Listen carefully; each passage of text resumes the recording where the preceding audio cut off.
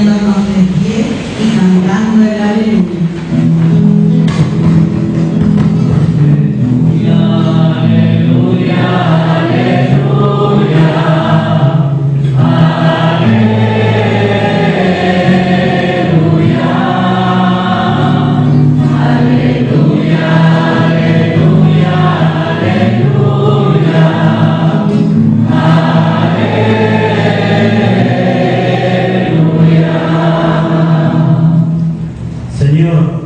Toca nuestro corazón para que aceptemos la palabra de tu Hijo.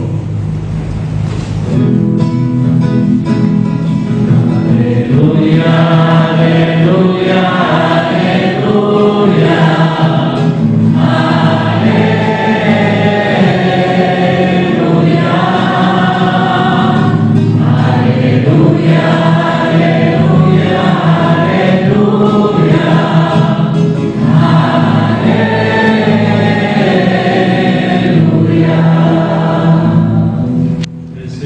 Esté con ustedes. Evangelio de nuestro Señor Jesucristo según San Lucas. Los padres de Jesús iban todos los años a Jerusalén en la fiesta de la Pascua. Cuando el niño cumplió 12 años, subieron como de costumbre y acabada la fiesta, María y José regresaron. Pero Jesús permaneció en Jerusalén sin que ellos se dieran cuenta. Creyendo que estaba en la caravana, caminaron todo un día y después comenzaron a buscarlo entre los parientes y conocidos. Como no lo encontraron, volvieron a Jerusalén en busca de él. Al tercer día lo hallaron en el templo en medio de los doctores de la ley, escuchándolos y haciéndoles preguntas.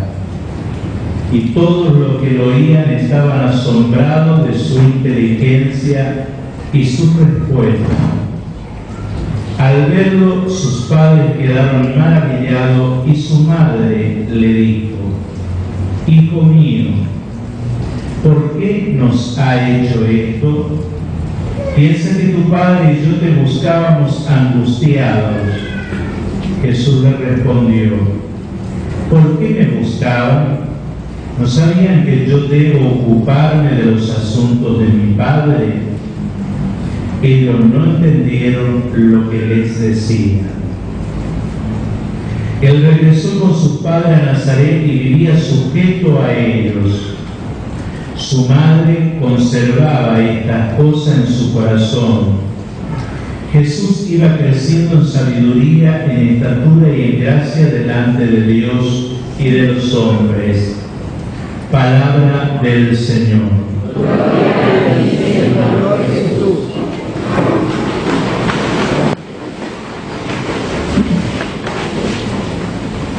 Queridos hermanos, hoy celebramos la Sagrada Familia de Jesús, María y José. El texto del Evangelio, sobre todo la versión colecta de esta Eucaristía, nos da el marco de esta celebración. Y nos da el marco porque nos propone a la familia de María, José y Jesús como el modelo que toda familia cristiana tiene que imitar, tanto en las virtudes cotidianas como en la santidad de vida.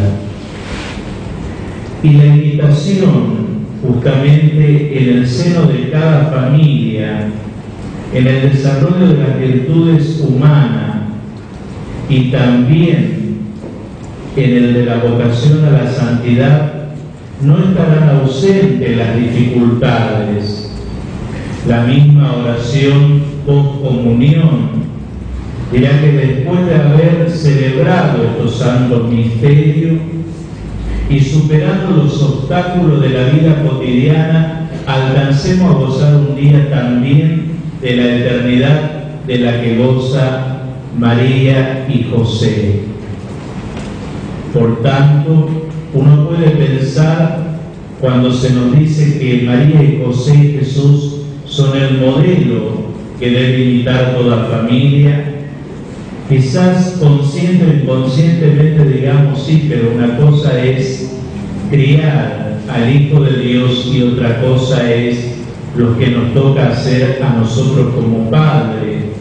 Una cosa era María y José y otra cosa somos nosotros. Si pensamos de esa manera, partimos de una base errónea, porque Dios no altera el proceso humano de la persona, de su crecimiento. Dios es aquel que como creador respeta el proceso de nuestro crecimiento como persona y como seres humanos. Y por eso Jesús es aquel que en ese crecimiento también tiene que ir descubriendo la identidad divina, su identidad de que su Padre es el que está en el cielo y que José es aquel que hace las veces de Padre, pero aquí en la tierra. María misma, aquella que dijo: se haga en mí la voluntad del Señor, y que todo el tiempo ha esperado y se ha hecho eco en sus plegarias las promesas del Mesías que esperaba el pueblo de Israel. El mismo texto del Evangelio nos va a decir que no entendieron nada, pero que ella guardaba todas estas cosas en su corazón. El texto que terminamos de escuchar es la obertura de todo el Evangelio de Lucas. Comienza diciendo que los padres de Jesús iban todos los años a Jerusalén en la fiesta de Pascua. Esto nos está marcando de que esta familia era una familia que estaba acostumbrada a cumplir con las fiestas más importantes de su pueblo y sobre todo santificar su vida con ellas. Qué importante para la familia también aprender a santificar el día del Señor en familia.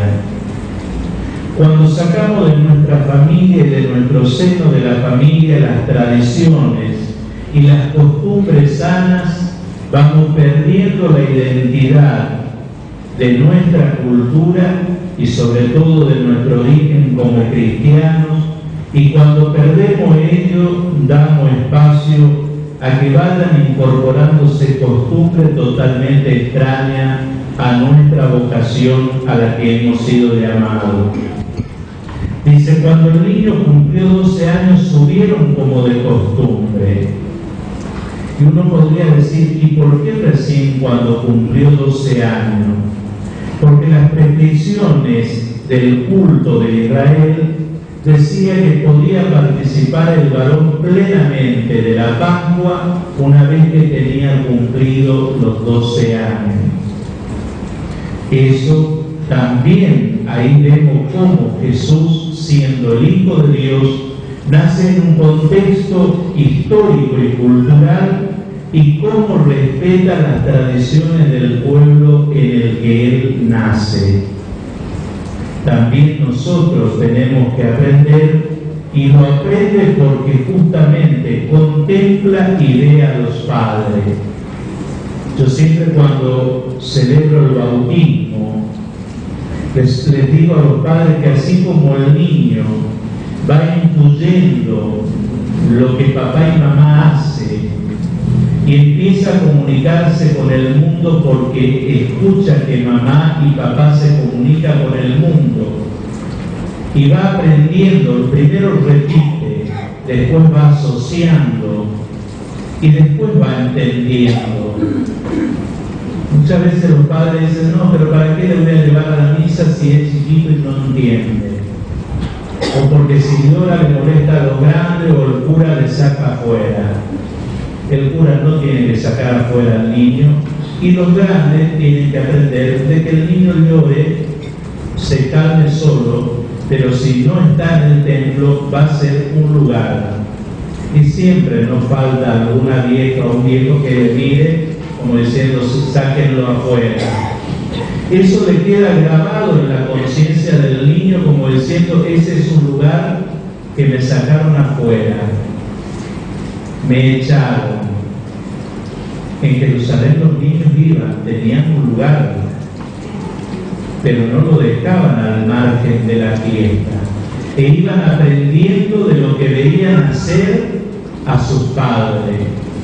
Y así como el niño va repitiendo, va asociando la imagen y después entiende lo que quiere decir, en el lenguaje de lo divino, si papá y mamá no reza, ese niño nunca sabrá que tiene un Dios.